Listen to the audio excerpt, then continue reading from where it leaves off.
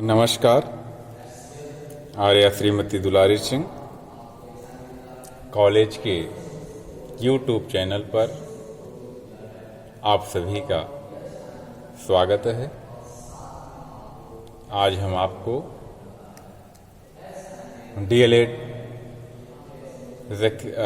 Second semester विषय सामाजिक अध्ययन के अंतर्गत टॉपिक चंद्रमा और प्राकृतिक शक्तियाँ,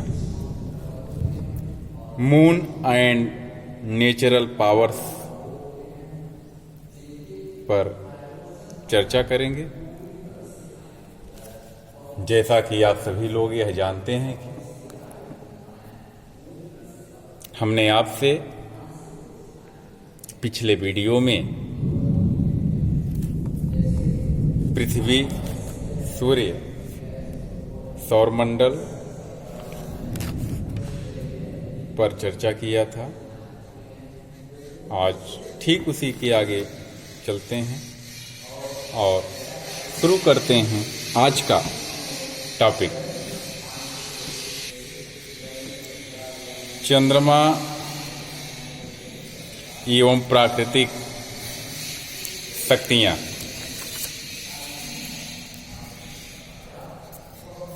चंद्रमा, जिसे मून कहा जाता है,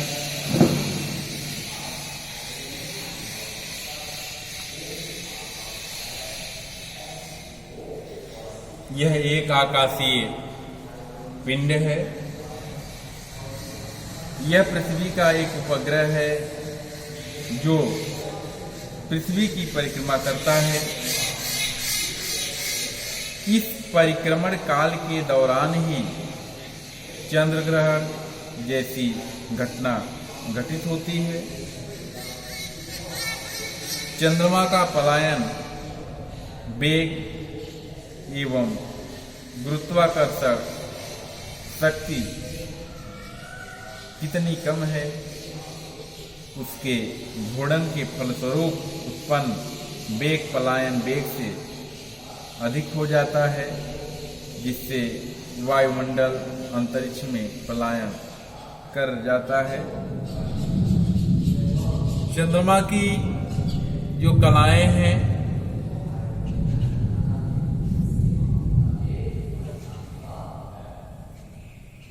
फेसेस ऑफ मून,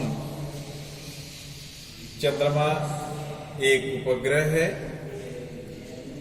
अतः यह स्वयं प्रकाश करने में सक्षम नहीं है, बल्कि सूर्य के प्रकाश के परावर्तन के कारण ऐसा आभास होता है कि चंद्रमा का प्रकाश उत्पादन हो रहा है। चंद्रमा पे से स्वयं प्रकाश उत्पादन होता रहा है, लेकिन ऐसा नहीं है, क्योंकि पृथ्वी के चारों ओर घूमने के कारण इसका जो प्रकाशित भाग पृथ्वी की ओर दिखाई देता है और शेष भाग जहाँ पे सूर्य का प्रकाश नहीं पहुंचता है, वह छिपा हुआ होता है। सूर्य के प्रकाश से परावर्तन किरणों से यह प्रकाशित होता है।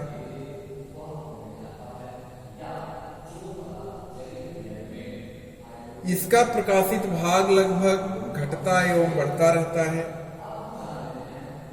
अतः चंद्रमा लगातार घटते या बढ़ते क्रम में विभिन्न आकार में पृथ्वी से दिखाई देता है। चंद्रमा की इन अवस्थाओं को ही चंद्रमा की कलाएं कहते हैं। चंद्रमा की कलाओं को चंद्रकला भी कहते हैं।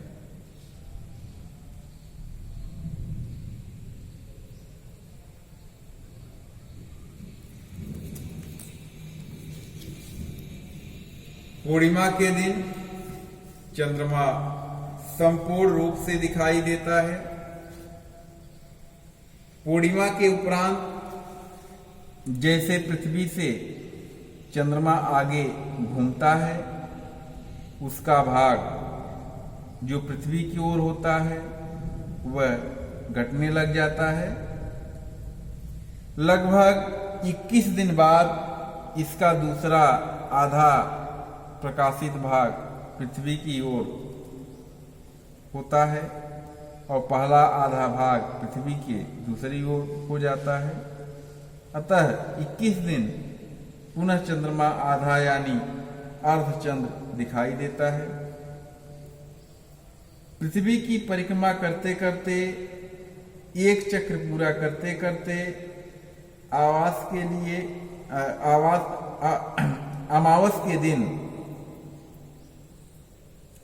के दिन चंद्रमा का संपूर्ण भाग पृथ्वी के दूसरी ओर हो जाता है और चंद्रमा दिखाई नहीं देता है।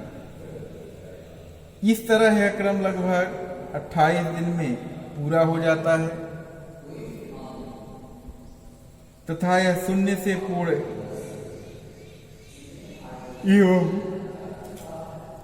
पूर्ण से शून्य की ओर चलता रहता है।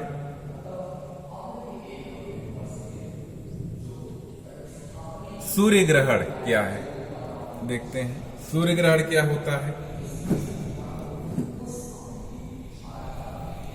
सूर्य ग्रहण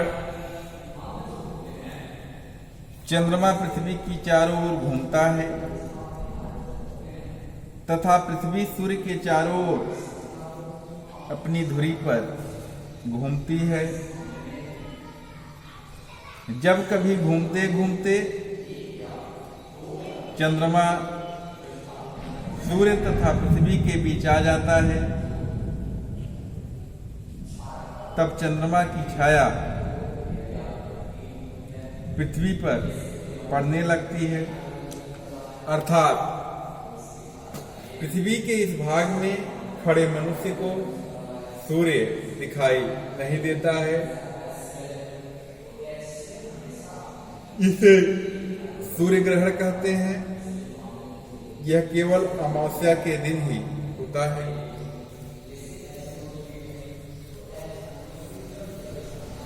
सूर्य ग्रहण को कभी भी नंगी आंखों से नहीं देखना चाहिए, क्योंकि ऐसा करने पर आंखों के क्षतिग्रस्त होने की संभावना रहती है। इसे देखने के लिए एक विशेष प्रकार के चश्मे का प्रयोग करना पड़ता है।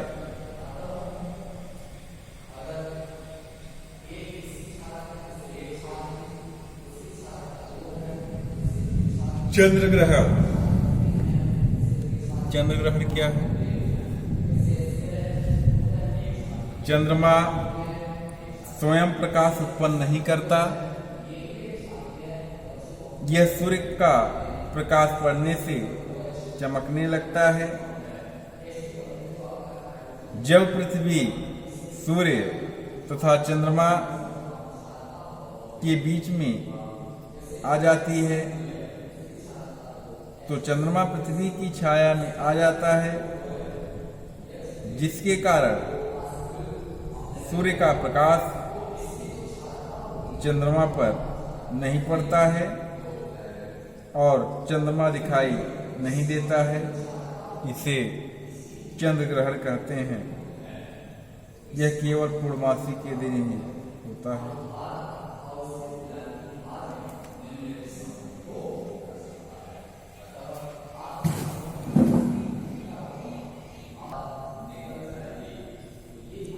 प्राकृतिक शक्तियां देखते हैं। प्राकृतिक शक्तियां क्या हैं? Natural powers. धरातल का स्वरूप सदैव एक जैसा नहीं रहता, वह बदलता रहता है। धरातल के स्वरूप को बदलने में दो शक्तियां कार्य करती हैं। पहला आंतरिक शक्तियां तथा दूसरा बाह्य शक्तियां।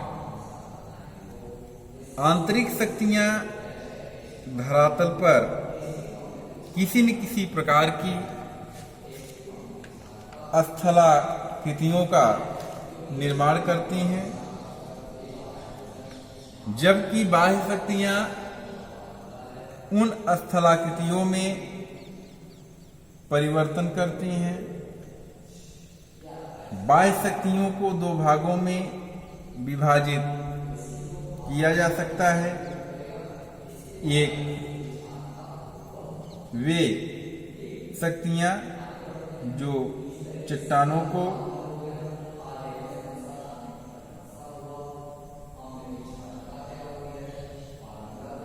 अपने ही स्थान पर कमजोर कर तोड़ फोड़ करती हैं, और दूसरी वे शक्तियां जो टूटे फूटे चट्टानी टुकड़ों और कणों को उनके मूल स्थान से हटाकर निचले भूभागों में जमा करती हैं।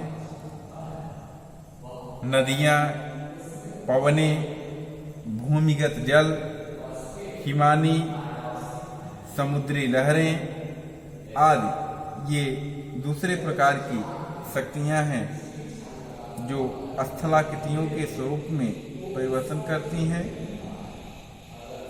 इनमें प्रथम प्रक्रिया को अपक्षय तथा दूसरी को अपर्दन चक्र कहते हैं। नदियां, नदी के जो कार्य हैं ऊपरी भाग और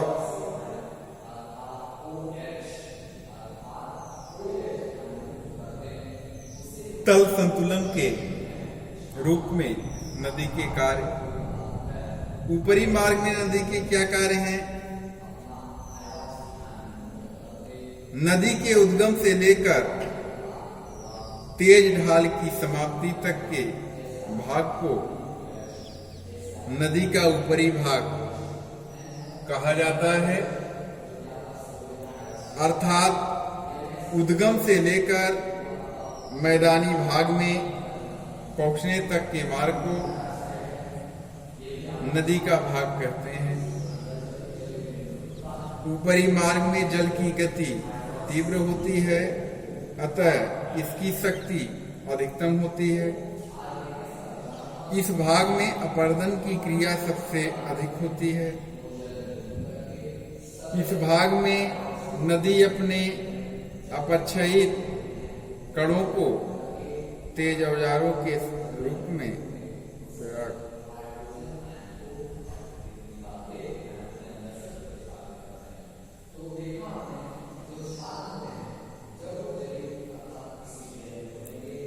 औजारों के रूप में प्रयोग करते हैं। घाटी का इस प्रकार अपर्दन होता है जिससे तंग घाटी का निर्माण होता है।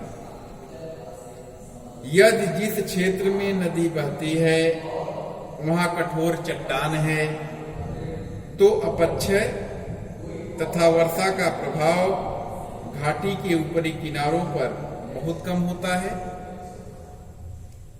घाटी तंग तथा गहरी बनती है।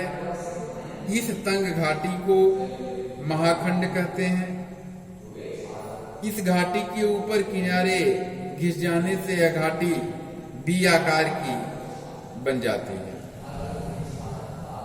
इस प्रकार नदी अपने ऊपरी भाग में महाखंड बी आकार घाटी और जलप्रपात का निर्माण करती है।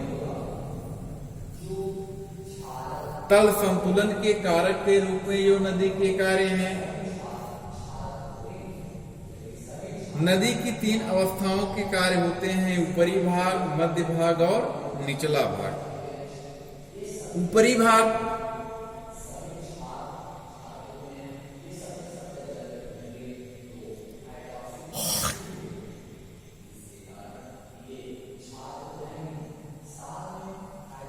नदी के उद्गम से मैदान तक का भाग नदी का ऊपरी भाग कहलाता है।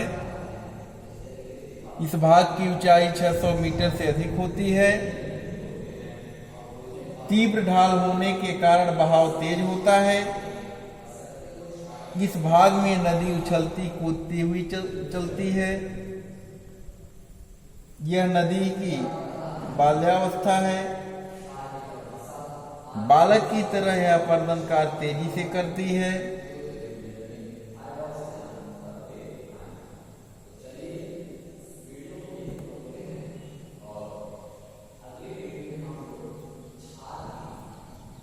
बालक की तरह अपर्दन कार्य तेजी से करती है। इसमें कंकड़ पत्थर मिलाकर कटाव को तेजी से करते हैं। कटाव के कारण इस भाग में महाखंड बनते हैं, जिसे बी आकार की घाटी बन जाती है। कठोर शैल के ऊपर से नदी का जल नीचे गिरता है। इस तरह जलप्रपात भी बनते हैं।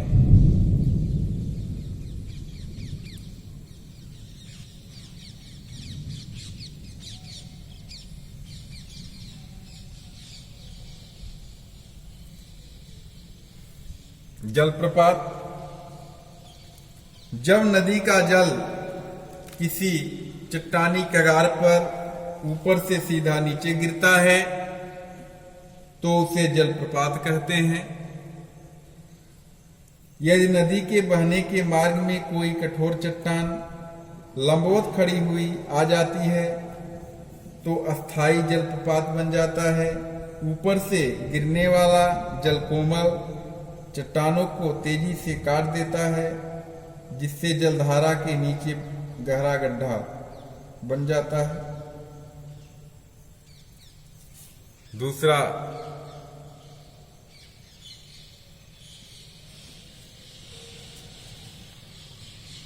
मध्य भाग।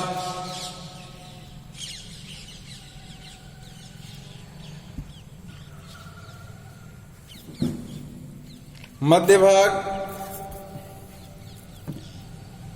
मैदानी भागों में पहुंचने पर नदी का भाग प्रारंभ हो जाता है। मध्य भाग प्रारंभ हो जाता है। मैदानी भाग में जैसे ही पहुंचते हैं नदी का मध्य भाग चालू हो जाता है।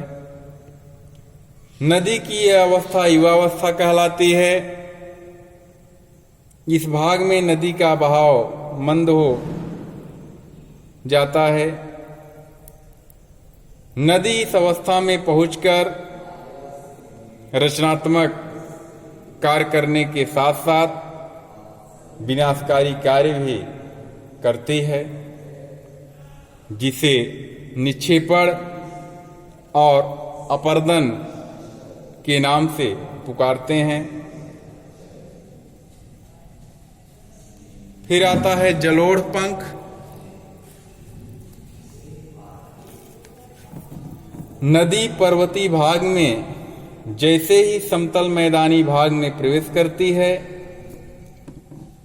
उसका वेग घटने से उसकी भार वजन क्षमता मंद हो जाती है। इससे भारी पदार्थ घाटी के मुख के बाहर अर्धवृत्ताकार पंख के रूप में जमा हो जाते हैं, जिसे जलोढ़ पंख कहते हैं। गोखुर झील, जब नदी खुले समतल मैदान में बहती है तो उसके प्रवाह का वेग बहुत मंद हो जाता है। नदी के प्रवाह में अवरोध आने से प्रवाह इधर उधर हो जाता है। इस स्थिति में नदी का प्रवाह मार्ग घुमावदार हो जाता है। इन घुमावों को विसर्प बनते हैं। विसर्पों के निचले किनारों पर विक्षेपण तथा ऊंचे किनारों पर कटाव होने से इनका आकार अंग्रेजी का यस की तरह हो जाता है।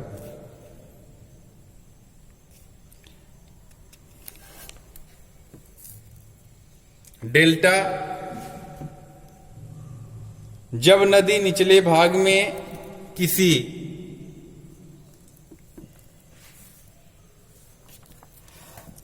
झील अथवा समुद्र में मिलता है तो उसका वेग बहुत ही मंद हो जाता है। ऐसी अवस्था में नदी अपना समस्त महीन कण वाला भार मुहाने पर बिछा देती है।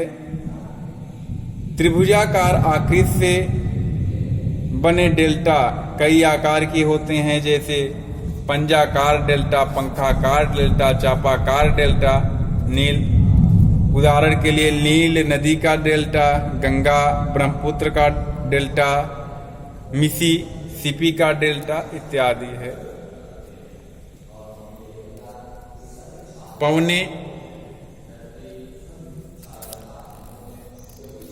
पौने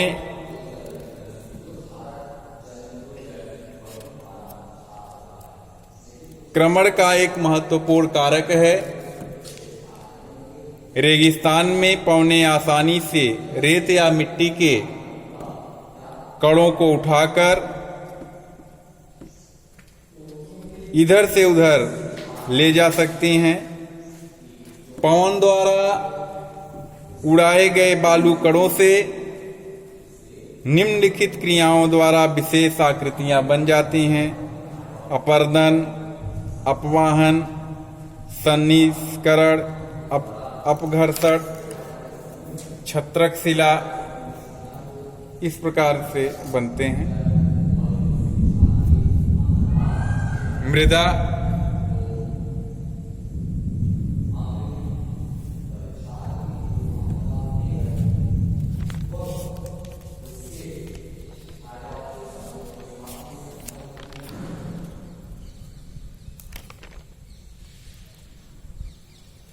अपक्षय के प्रभाव से पृथ्वी पर शैलों के अपक्षयित कणों की परत में जब लंबे समय तक पड़े रहने के कारण रासायनिक और जैविक परिवर्तन होने लगता है, इससे मृदा का निर्माण होता है।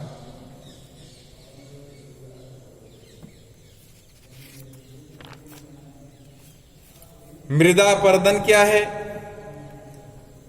मृदा की ऊपरी परत मनुष्य के लिए अत्यंत महत्वपूर्ण और उपयोगी है। मनुष्य, जीव जंतु तथा प्रकृति मृदा के विनाश के कारण होते हैं। या तो मृदा कटकर बह जाती है या नष्ट हो जाती है अथवा अनुपयोगी हो जाती है। मृदा पदार्थों के अत्यधिक दोहन, विनाश और कटाव की प्रक्रिया को ही मृदा अपरदन कहते हैं। मृदा संरक्षण क्या है? मानव एवं जीव जंतुओं के लिए मृदा एक महत्वपूर्ण एवं उपयोगी प्राकृतिक संसाधन है। मृदा के द्वारा जीवों का भरण पोषण होता है। मृदा अपरदन से विनाशकारी बाढ़ें आती हैं, फसलों के उत्पादन में रुकावट आती है तथा भूमि वनस्पति हीन हो जाती है। अतः मृदा का संरक्षण आवश्यक है। इस प्रकार से आपने आज के टॉपिक में देखा चंद्रमा क्या है, चंद्रमा की कला क्या है, कलाएं कौन कौन सी चंद्रमा की होती हैं, और प्राकृतिक संसाधन में आपने देखा पवन क्या है, आंतरिक शक्तियां, बाह्य शक्तियां क्या होती हैं, जलप्रपात क्या है, मध्य भाग क्या होता है, जलोढ़ पंख क्या है, गोखुर झील क्या है, डेल्टा क्या है। तो इस प्रकार से आज का टॉपिक है, अब यहीं पे समाप्त करते हैं। अब आपसे हम अगले वीडियो में अगले चैप्टर के साथ नए टॉपिक को लेके आपके साथ फिर उपस्थित होंगे। तब तक के लिए नमस्कार, धन्यवाद।